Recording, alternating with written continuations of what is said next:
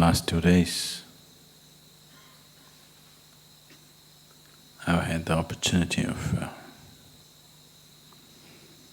being in 2 different places.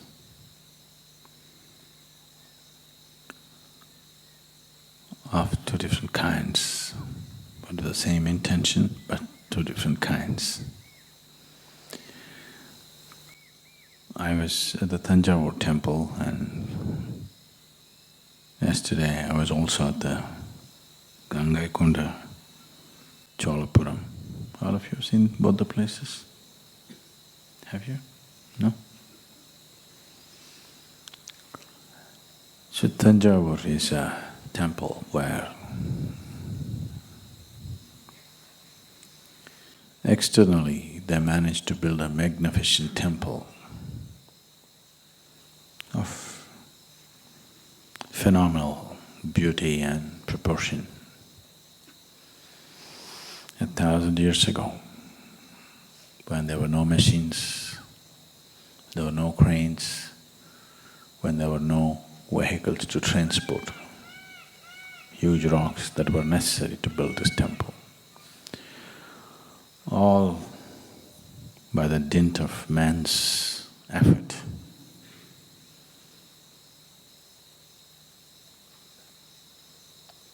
It's not a simple effort. If you want to understand what kind of effort, I'll give you a simple project. Now we're building the Adi Yogi Alayam. So I want the rock which is in the Spanda hall to be shifted to the Adi Yogi Alayam. I want you to do it, all of you together, no machines. You know the rock? Then you will understand what it is. Because that's what they did. They say the rock that was used to make the linga was brought from Saurashtra in Gujarat, from the banks of Narmada, weighing almost 250 tons of raw stone, crossing Vindhyachal. No trucks. I want you to just imagine what kind of people are these? What was in their heart to propel them into such an almost impossible act? So after all that effort, they built a magnificent temple, but the core of the temple failed. They could not consecrate the linga as they wanted. It did not work. So even today, people believe misfortune will come upon them by going to this temple. You know, it's common knowledge, people think you will come to misfortune if you go to Thanjavur temple.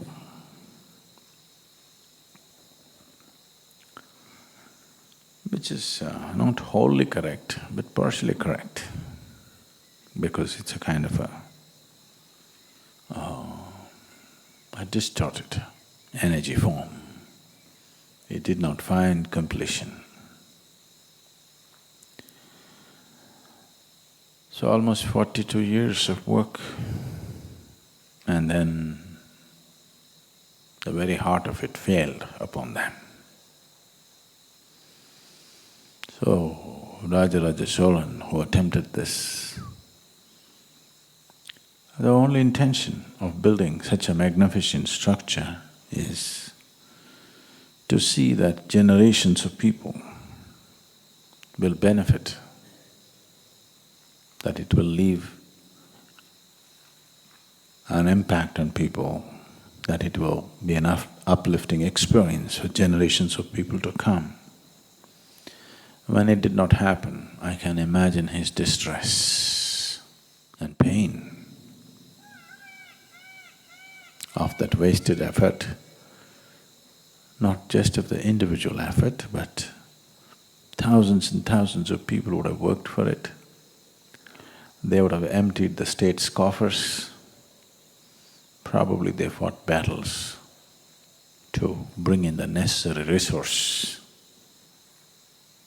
And in the end, did not find completion. So his son, probably wanting to bring some peace to his dead father, he built an exact replica of that temple, but he did not have the courage to attempt the same scale, probably for practical purposes. He brought down the size considerably, attempted similar thing, trying to do it in a much faster time span. So, making it into not so glorious work of art, but functionally as good. So the temple structure did not turn out as it should have. They piled up rock and built it. Structurally it's good, but in terms of aesthetics they could not match Thanjavur temple. But they managed to consecrate the linga. So one place where there is grandeur and beauty on the outside, but the inner core did not work. Another place, there is inner strength, but there is no grandeur and beauty on the outside. This has been the story of the world in many ways. Where there is outside well-being and affluence, inner emptiness, where there is inner strength and beauty, poverty and other kinds of things where the outside is not taken care of. A time has come in terms of where the world is, that in terms of the outside situations, we are capable like never before as human beings. We are capable of doing things which were unimaginable 100 years ago. Now that we have an external capability of this kind, it's extremely important that we don't become another Thanjavur as each individual. Outside beautiful, inside empty. As individual people, as societies, as nations, as humanity, we should not end up like this unfinished temple. And I was trying to go through the whole drama. In my mind, I was trying to go through the whole drama, what it would have taken for them to build this temple and how it would have felt to see it incomplete, and how much pain this young king, Rajaraja Cholan's son, must have borne to hurriedly try to put up another temple which is of similar design but of a much smaller scale, and trying to bring it alive. The whole drama, I tried to play it in my head and it's quite a drama. It's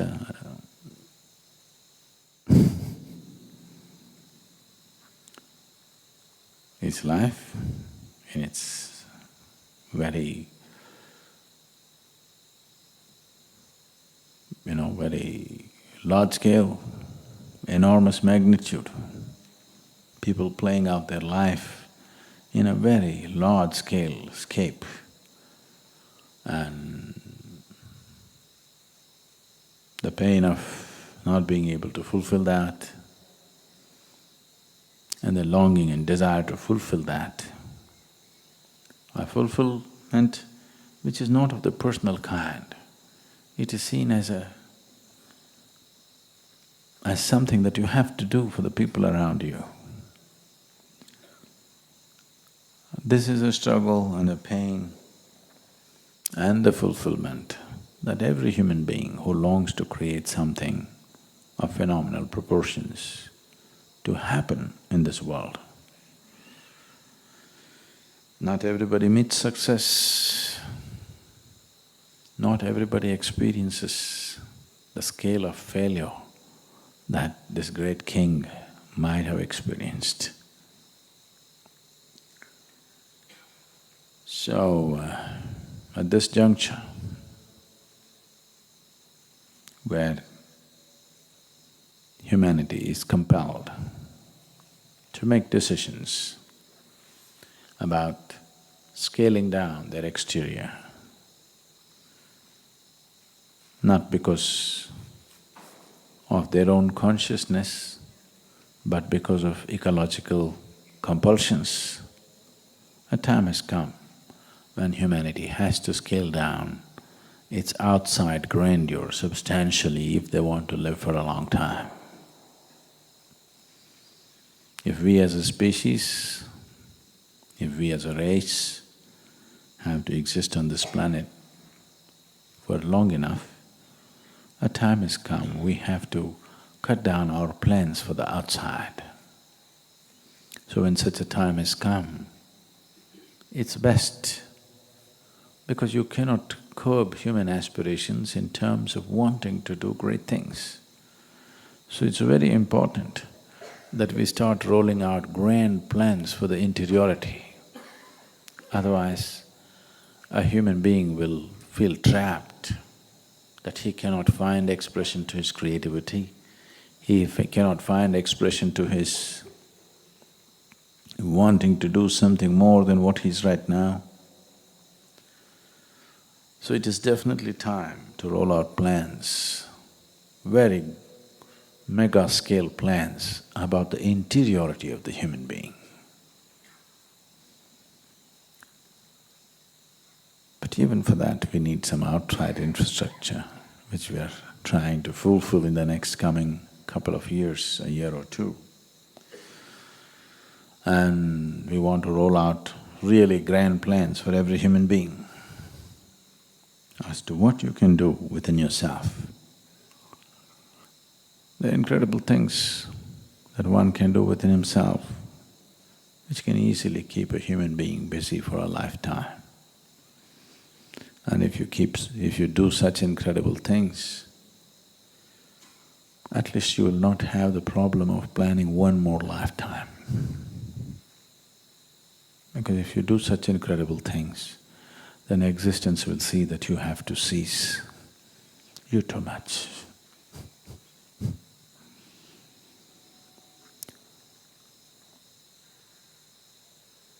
We need lots of people right now at this juncture to stand up.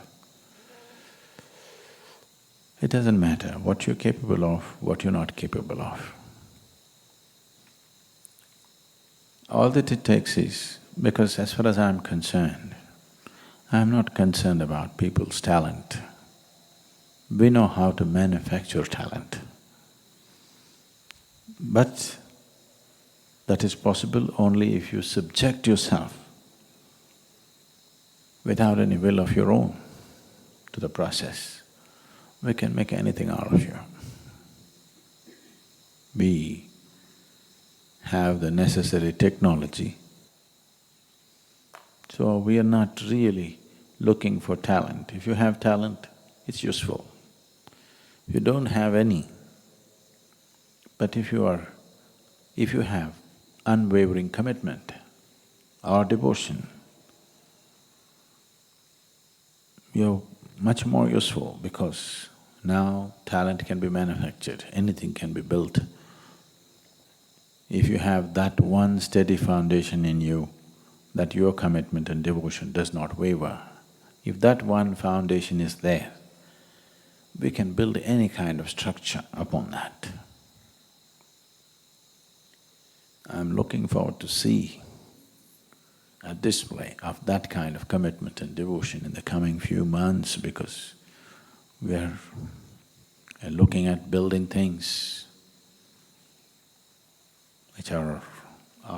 which will be of immense value to human life on this planet. But that cannot be done without